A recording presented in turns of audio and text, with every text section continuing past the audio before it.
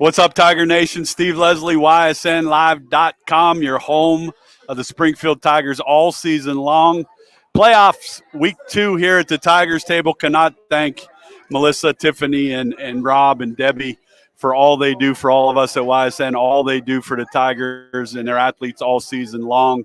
Friday night, they head on over to Danville. If you cannot make the game, come on over and see Melissa and the crew here at the Tigers table. They'll have it on for you. Have a good meal and watch the Tigers advance to the third round. Proud to be joined by the head ball coach, Coach G. Coach, thanks for joining us. Thanks for having us. Made it another week. Keep knock on wood right there. Another week. Pretty solid game. We talked a little bit off air. A talented quarterback, a team that I think was off to a good season and kind of made a little push. Talk about a little bit. We talked some mistakes later on in the game, kind of make it closer than it really was. But for the Tigers, a pretty good effort in week 1. I just think it was real important for us to come out and have the start that we had. I thought it was very impressive that the offense came down and punched one on the first drive. I thought the kids executed very well. And overall, I think our kids played well in all three phases of the game. Between our offense, defense, and special teams, really didn't give up any, screaming big plays. Challenges we talked about. The quarterback, I think we kept him contained except for the one play that he scored on. I thought our secondary played unbelievably well, breaking up passes, them having the 6'5" kid. It was very challenging because we got some shorter kids up there that are playing corner. But I think our kids executed very well, and I think the fast start for us, was very important for our football team. How do you, as a staff, how do you try to prep for a quick start? There's no magical solution. They're young kids. You want to see them get off to a good start. Is there something you try to do to jumpstart it? Well, for us, I just wanted, in getting the ball, and you never know if they're going to take it or end up deferring. Right. Or I'm still, I like deferring because you can score before half and get that extra score. Then, you can get to a 14-point swing. But we'll probably always defer if we could, unless we feel like our offense really has an advantage. But they deferred the second half, and I just thought it was challenging. So to come out, I tried to get us into some plays where I thought we could move the ball. I thought our O-line played extremely well. Yes, they did. And moving. And when you talk about our backs and still having the 1-2 punch with Kaysen and Dante, for us is important. And then I think our third down conversion was like at 80%. That's huge, isn't it? That was very important for us.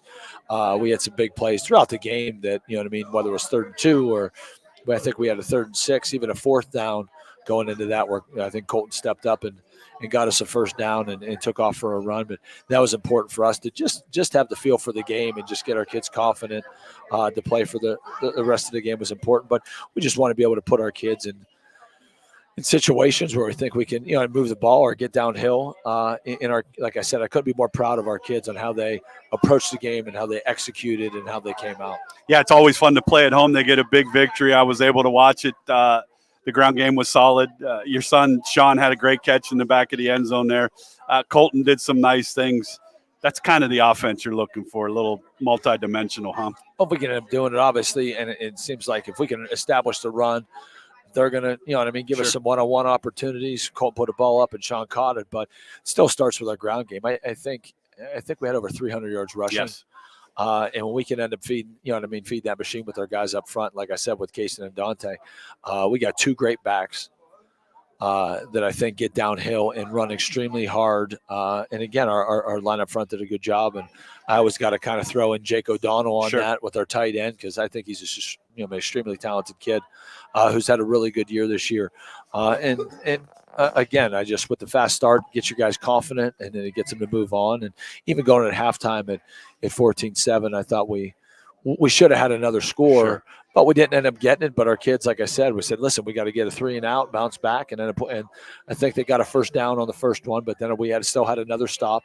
And now it's going to be kind of chance of swings or opportunities, and we just got to make sure that if it's okay if a team scores on us or if we have to punt the ball, we got to let them, play field position and try to make it hard on the teams. And it's going to come down, kind of my quote on our scouting report this week for offense was, little things make big things happen. So it's going to be our first step. It's going to be our first read. It's going to be our wideouts blocking to make sure we can make it a 10-yard run into an 80-yard run.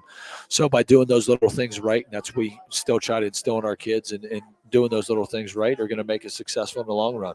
Yeah, no doubt. Week 2, Danville. They'll head on over to Danville Friday night. If you can't make the game, come on over. Check us out on YSN, the Tigers Table. Melissa and the crew will have it on Friday night. Danville, new challenge, undefeated football team. Talk about them a little bit. Well, they're a pretty big football team. I think they're game-wise, they're pretty similar to us. They got a big line. They got backs that get downhill and run hard. They do a lot of jet sweep type stuff and try to set up with the run game there. And then they'll also try to spread you out and to run the ball, but then they can throw it, a little bit. Quarterback's a very talented kid, a little bit more athletic than, I don't know if he was good as the kid we had from Monroeville, but he can throw it around, and he makes great decisions and does a lot of positive things. So it'll be a good challenge for our defense to be able to go offensively. Again, they try to control the line of scrimmage with their 3 kids up front. They got 3 big kids and 3 talented kids. Their linebackers are all probably in between 5'10" and 6'1", all over 200 pounds. So this could be a team that can punish you if we can line up. So we know it's going to be a physical game.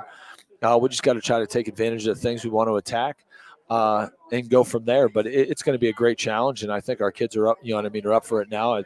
First 2 days have been 2 great days of practice, and it's even more about this. To me, it's a little bit more on the mental aspect of it, is to make sure we're hitting the right gap, to make sure we're taking the right step, doing those type of things. Because today was a little bit chilly outside. So, a little bit.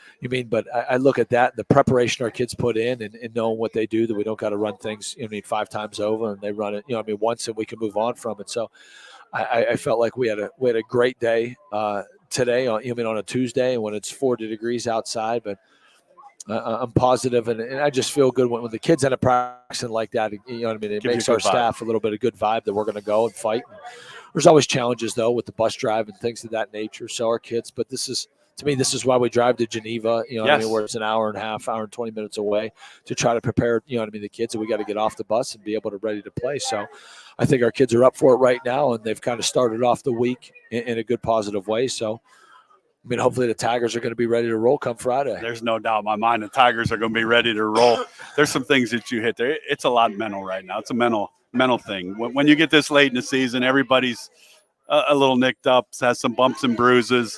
I love what you said on the mental approach. But for you as a staff now to go on a trip, you guys have done this so many times. That has to be a positive and a confidence in you guys. And when I talked with Colton and Tyler, they kind of said that this is like season number 6 for them. When you go back and look at all the games they've been a part of, I think that's a positive. And it's no disrespect to a Danville, but the playoff experience of the Springfield Tigers, do you use that as a positive? Well, you want to bounce back, and there's some things now where, okay, what's like you talked about last week, like what are you going to do to be successful?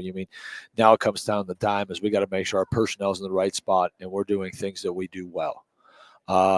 So going out to it even simple down when you take your play call sheet or the calls that we make defensively, and you kind of just want to shrink it down a little bit more to try to eliminate those things. We really want the kids to be thinking. We want our kids to be able to line up and play fast and play hard, and whether it's our line coming off the ball or our backs going downhill. So some of that stuff that's something that I think that we've learned over time. Is what are the best things that we do? Let's eliminate some of the stuff that we don't know about. And obviously, we're going to have a couple of tweaks here and there, but it's about offensively for us, it's still you try to make it look complicated, make it easy for the kids. Time management. It comes into play big time, right? You want to leave at a certain time. You want to get there. You stay into your routines. That has to be key for you, doing it as long as you have. When you need to get there, when things start, when you don't want kids, and I love that you said that, thinking about things that they don't need to think about. It's a long enough bus ride. Well, we talk about the bus drive, so hopefully the kids, and half of them might sleep or throw a movie on, whatever we got to do up to that point. We just want our kids to be relaxed, and because most of them either go home, grab something to eat, or they're relaxing, and hopefully we're doing that. So I don't think that'll be too much of hopefully it's not too much of a change for our kid, but I don't want to go there where we're getting on the bus and we're rushing to get off and tape and do it. So I want our kids, and we'll probably go a little bit earlier, and I'm probably a little bit more. I want the kids to be able to go out, walk around, get loosened up, play catch a little bit. I don't even care about that. But get them to feel comfortable, get them to see the stadium, kind of get the surroundings, so it's you don't have that awe moment or anything of that nature. So that's definitely some things that you do learn from going through it. You really don't know what to expect. Same thing when you look at Danville. There's still no common opponents. You know what I mean? And I'm saying you always want to try to end up eyeing somebody. Well, what about this or what about that? Or eyeing them up. And you mean, yeah, I know they're a great football team, but how good are they? So there's definitely things that you got to try to look at or try to estimate on that. So I want our kids to feel comfortable. And like I said, I want our kids to be able to line up, play fast, and get after it. So that's some stuff that we talk about with the kids. And again, I'm pretty open. You know what I mean? I think we talked about last week about winning the league and things of that nature. So, hey, check mark with the league. Check mark was the first victory. We put ourselves in a good situation. You know what I mean? To end up winning against Monroeville, and Danville's going to be the same thing. Our kids got to come out, play fired up, and be ready to roll and not worry about anything else but us. We'll have it for you Friday night on YSN. If you can't make it, like I said, come on over to the Tigers table, have a great meal, and watch the Tigers win. Some of the things you want to see this group improve on from round one to round two. Well, and it's kind of different. It's going to be more of our consistency because we'll have a game where the defense will play lights out or the special teams will play really good, and then the offense. So I would say the consistency with the three groups together is going to be sound because when it comes down to games now in playoffs, we're going to continue to play better teams. Yes. Teams are going to eliminate mistakes, and kind of why I put that the little things come down to it. So we got to make sure. Defensively.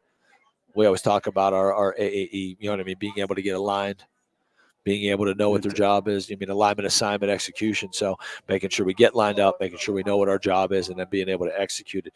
So we got to make sure that we end up simplifying those things just so our kids feel comfortable. And right now it's not anything. We go through the season and you put in stuff in case you need. So right now, when I say we move tweaks, we didn't put anything in that we haven't run already. Right. So now it's going to be what's going to get us in the best look, how we're going to be able to get downhill and do those things offensively and be able to get the kids comfortable. So we're going back to some stuff that we might have run the prior weeks, but we're not throwing anything new in. Might be, like I said, a little adjustment or thing of that nature. But I want the kids to be able to feel comfortable being able the kids to know that they can execute what we're doing and be able to roll. So it's going to be a comfort level on that. And again, if we come up with the fire that we did last week, I think we're going to have, a good chance to be in the game, be able to compete for it. Well, I'm excited. I'm excited to watch it on Friday night. I'll be heading over to Indiana State with YSU, but we'll be there in time to watch it. You're excited about this opportunity to take them on the road. I think that's one of the things that's exciting for kids to go to unfamiliarity, to go somewhere where you haven't been. Like I said, I love that part of playoff football and play someone that has a better record than you do, but not necessarily is a better football team, and the Tigers get a chance to go out and prove that. So, and to me, that comes off the kids. We go down Monday, and they're all kind of like they don't know what to expect, or they don't know what to do, and we talk about those things. So, to see that, and you see the kids when we talk about something, and we talked about, hey, we're going there, we're getting on the buses, and we're trying, and you kind of see the excitement. That it gives you a little bit of energy. Noticed that with them talking over. Now today's Tuesday, and they're talking about some players, they're talking about linemen. As the week goes on, they get a little more prepared to do what they need to do. So, keys of the game, I probably know them. All three phases. Be who you are on offense, correct, right? Run the football, set up the pass game, and defensively just execute. And I think that that's the thing I think when I watch this that sticks out to me. I think defensively this football team is really good, and it's going to be up for this challenge. Well, and this is where a game like this, where we talked, obviously, it's like you said, it's a three-phase, but turnovers are going to be a big thing. Sure. But right now, it's going to be the field position game. Right. Now it comes down to last week. Like I said, our third down conversion was at 80%. That's the stuff that can we pull a third down, when we need to. And that's even to create field position for us. So if we get, inside, they get a ball where they've kind of planted us back and we need to get a first down or two. Well, we need to flip the field and do those type of things. Rather, it's not. The kids don't need to feel pressure that every time we touch the ball, we need to score. Well, you do that. So you got to flip field position. We got to be able to play solid D. And I think that's the kind of stuff where you don't, on the game-to-game situation where you go and you're playing their season, you'll look, but those are the things that are going to matter to these games. And I think, you know what I mean, obviously turnovers is going to blend it, but it'll be those little things. Can we flip the field when we need to? Can we get a couple first downs? Can we plant them inside the 10 to give them the long field? I mean, you get into games like this, it's hard to sustain a drive. Yes, it is. And I think last week, I don't know if we had a 14-play drive, I think it was. I mean, that's hard to do. Then you start eating up clock. And if you can end up creating moments of that, then you don't know how they're coaching. Right. I mean, how do they react to it being flipped on them? Yeah, there we go. Now they struggled. Have they ever faced adversity? Right. I give a lot of credit to their Week 10 opponent. They played East Knox, and it was like in a monsoon. The field, I mean, that's why actually we're playing at Mount Vernon, but the field got tore up. But you watch that game, and you see the kids end up doing it. For them to go 10-0 and the accomplishment they have, but they definitely celebrated after the game. And I watched the game on YouTube, and you end up seeing that. So how are they going to react when they face a little adversity? How are they going to put it? It still comes down to more about how we're going to play. But right now, just the confidence that our kids are bringing and how they've attacked the last two practices really gives, I think, our coaching staff some life that we're going to go down there and fight for this one. Absolutely. Go down and fight for it. Have fun. Best of luck. We're going to talk again next week. There's no doubt in my mind. Be a little cold the next couple of days, but I did see Friday night, I want to say 50 to 55, so the weather looks good. Have a safe trip. Go get one. Be who you guys are, and we'll talk again next week. Thanks so much, Steve. Appreciate you guys.